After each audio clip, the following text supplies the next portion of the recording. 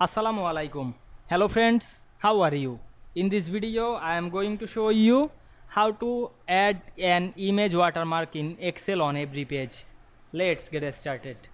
At first you have to open your Excel workbook. Now we want to add an image watermark. Go to the insert menu, select the header and footer option. Click inside the header text dialog box, go to the picture option. Then choose picture watermark from our file. Now I am select the picture and click insert, then click before the text, then press enter to set the middle of the picture position. Then go to the format picture option, then increase the size. Now I am make the size 6 and the wide is.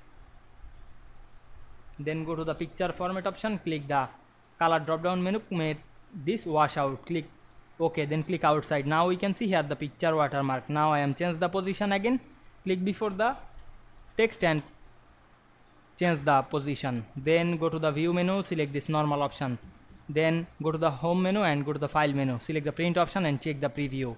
Now we can see we add an image watermark in Excel very easily. I hope you enjoyed my video. Please like, comment, share and subscribe my channel. Thanks for watching.